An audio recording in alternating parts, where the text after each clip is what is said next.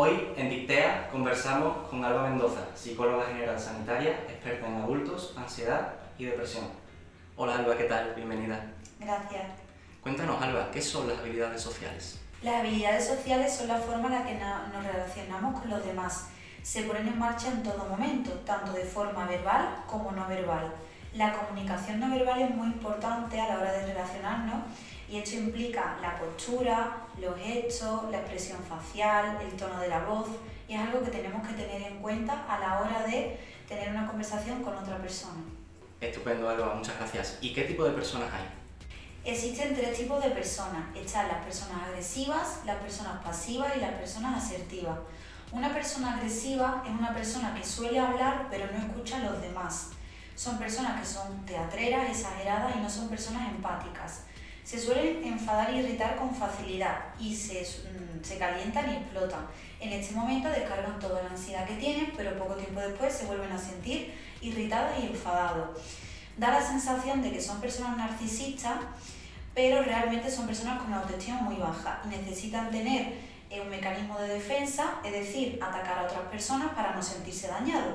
Por otra parte están las personas pasivas. Las personas pasivas son personas que escuchan pero no hablan y no dicen lo que piensan. Son personas excesivamente empáticas y no suelen tener en cuenta su opinión. Suelen tener ansiedad y esto es porque en todo momento se encargan de mediar. Al intentar mediar en el conflicto, viven todas las situaciones con mucha ansiedad y con mucho estrés, ya que hay situaciones que no dependen de ellos mismos. También son personas que tienen baja autoestima y no se sienten queridos ni valorados. Y por último, están las personas asertivas. Una persona asertiva se caracteriza porque habla, pero también escucha a los demás. Suele tener en cuenta su propia opinión, pero también tiene en cuenta la opinión de los demás. Y esto es algo bastante importante. No se responsabilizan de las cosas que no dependen de ellos mismos y son personas seguras de sí mismas y sin ansiedad. Genial Alba, y con todo esto, ¿cómo podemos ser más asertivos? Para poner en práctica la asertividad debemos tener en cuenta algunos aspectos importantes. Por ejemplo, la escucha activa. Esto es algo bastante significativo. El escuchar activamente a los demás implica tener atención visual, atención auditiva, acompañar la conversación con gestos como por ejemplo asentir y con algunas palabras como por ejemplo sí o vale.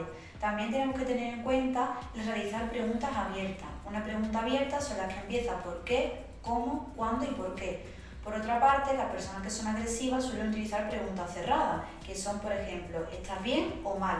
Esto no le da la capacidad a la persona para poder expresarse.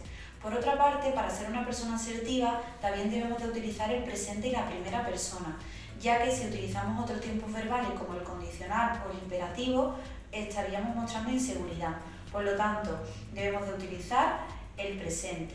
También es importante decir lo que sentimos y acompañar lo que digo en la forma en la que lo digo. También habría que tener en cuenta el llegar a ciertos acuerdos. Una persona asertiva llega a acuerdos. Esto implica ceder en algunos aspectos, pero también tener en cuenta la propia opinión. También debemos decir lo que nos molesta de otras personas y por último saber decir que no. Hay ciertas personas a las que les cuesta decir que no y esto es bastante significativo. Para decir que no se podría utilizar alguna técnica como por ejemplo la técnica del disco rayado, que significaría decir argumentos cortos y repetidos. Pues muchísimas gracias Alba, un placer. Gracias.